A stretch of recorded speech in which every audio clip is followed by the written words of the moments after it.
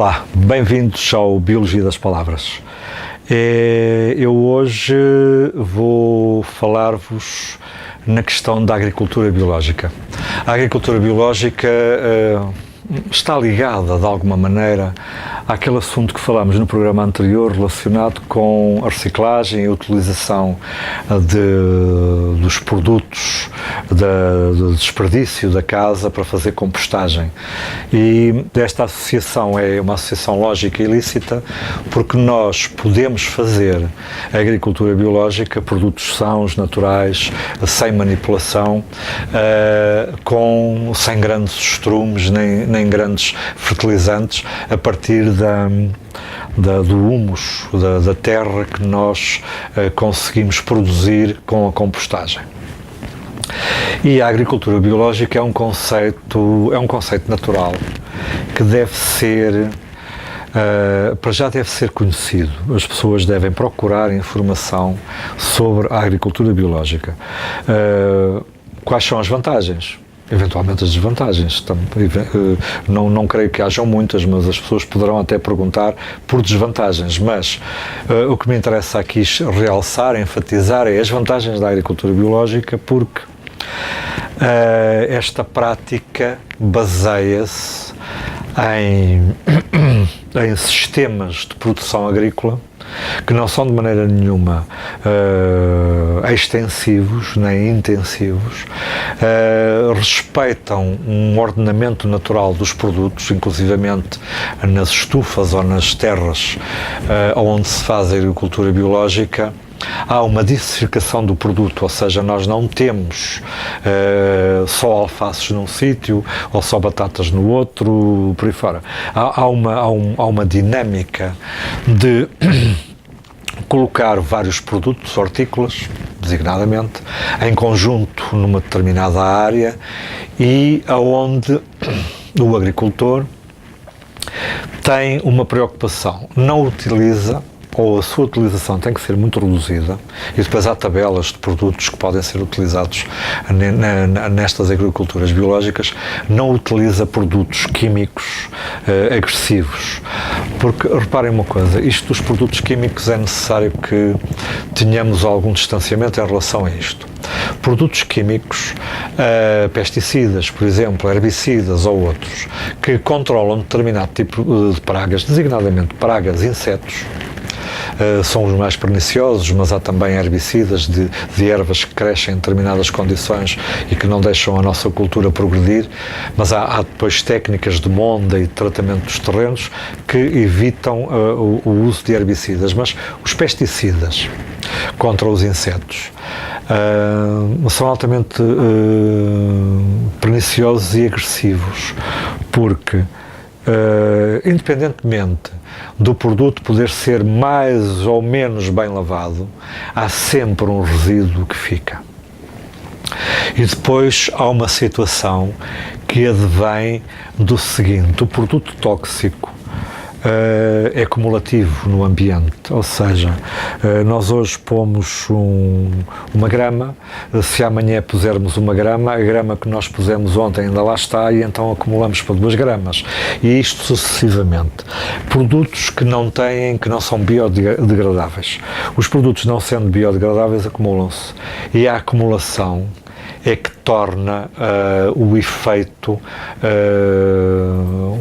deletério, pernicioso, prejudicial. Ou seja, se nós estivermos continuamente a inundar os nossos campos de um determinado pesticida,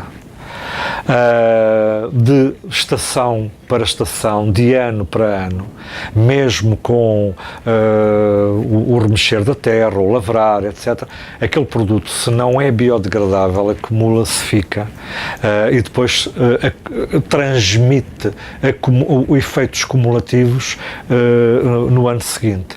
Reparem, se não lavarmos convenientemente os produtos frutícolas e hortícolas, nós acumulamos no nosso organismo esses tóxicos, e a acumulação desses tóxicos no nosso organismo, a partir de uma determinada quantidade acumulada, podem ter e normalmente têm efeitos tóxicos que são prejudiciais para a nossa saúde. Hoje em dia, o controlo da eficácia e da sanidade e da inocuidade destes produtos é muito apertada, mas por mais apertados que sejam os controlos sobre os efeitos na saúde humana e na saúde animal e na saúde vegetal também, portanto na saúde, na qualidade das plantas, dos animais e do homem, são controlos mais ou menos apertados, mas há sempre alguma coisa que falha. E por isso é que a agricultura biológica tem preceitos inequívocos de produzir com qualidade produtos agrícolas isentos de pesticidas ou de outros compostos químicos, inclusivamente os fertilizantes também estão neste grupo, porque excesso de nitratos e de fosfatos no solo conduzem para os produtos alimentares esses fosfatos e nitratos, principalmente os nitratos, e depois ao consumirmos nós estamos a consumir uma dose excessiva de nitrato que por vezes pode ser prejudicial, porque nos pode provocar problemas ao nível, por exemplo, do nosso aparelho urinário, com acumulações de ureias, ácidos úricos e outras. Mas, de qualquer forma, o que nós temos aqui a atender é o seguinte: para produzir produtos de qualidade biológica, nós podemos ir a um dos muitos portais da internet e escrever agricultura biológica. Olha, eu apanhei este portal que diz o que é a agricultura biológica. E simplificando, diz aqui no texto, simplificando, a agricultura biológica é um sistema agrícola que procura fornecer produtos, portanto, fornecer ao consumidor produtos agrícolas, alimentos frescos, saborosos e autênticos, ao mesmo tempo que respeita os ciclos da natureza. Reparem, as produções em grande escala, em estufas, muito controladas e muito dimensionadas à utilização de pesticidas, fertilizantes, etc., que nos colocam na mesa, por exemplo, tomates durante o inverno, ou outros produtos que naturalmente não ocorreriam naquela estação. Esses produtos muitas vezes são feitos, são fabricados, são produzidos à custa de muitos químicos e de muita intervenção química nas terras, nas estufas, nos solos, nos produtos. E isso não é admitido pela agricultura biológica. E então nós temos alguns princípios na agricultura biológica. Primeiro, é necessário conhecer. Depois, se pudermos, utilizarmos. E depois ainda, a um outro nível, é quando estamos no nosso papel de consumidores, nós pelo menos sabermos o que é que estamos a comprar. Os produtos vêm etiquetados, vêm com rótulos descritivos e, para além disso, nós poderemos ler ainda alguns códigos e algumas referências que esses produtos trazem, obrigatoriamente por lei, e que nos indicam como é que aquilo foi fabricado. Por exemplo, nós temos neste portal alguns dos preceitos de uma agricultura biológica. Toda a gente pode ler e está numa linguagem perfeitamente acessível a toda a gente. São factos científicos divulgados e inequivocamente anunciados ao público consumidor. E conhecendo os preceitos da agricultura biológica, conhecendo inclusivamente os preceitos a que obedecem os outros tipos de agricultura, nós teremos ferramentas do conhecimento para podermos decidir que tipo de produtos queremos e em que condições é o que os queremos consumir. E dentro desta agricultura biológica e desta problemática do consumo de alimentos frescos, normalmente alimentos de origem vegetal, mas também de origem animal, não se esqueçam que as produções animais muitas vezes são feitas à base de antibióticos, anabolizantes, produzir mais rapidamente possível a maior quantidade de quilos de carne possível também. Reparem, a utilização de químicos na produção vegetal e animal transmite-se inequivocamente ao homem quando consome esses produtos. E depois nós temos um consumo não desejado, por exemplo, de antibióticos. O gado é tratado com antibióticos para debelar determinado tipo de infecções, de problemas de saúde animal.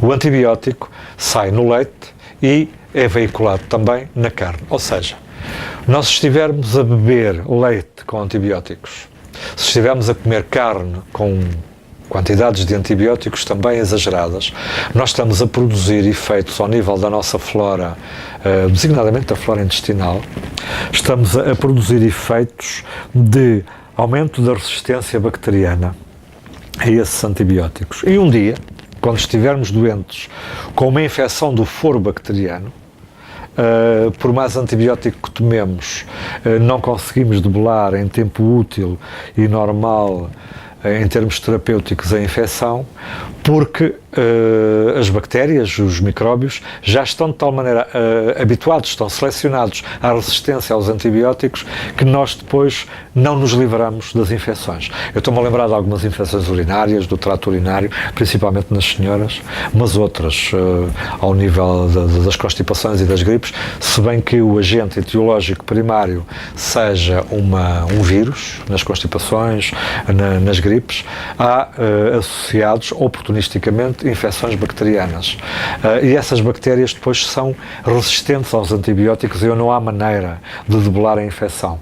E estas infecções, secundariamente, costumam enquistar-se, perdoem-me o termo, mas refugiar-se produtos bacterianos da degradação bacteriana vão para os ossos, para as articulações, e depois nós, numa idade um pouco mais avançada, por volta dos 40, 50, 60 anos, começamos a sofrer de problemas de reumático, nas articulações, artrites reumatoides, reumáticos, etc.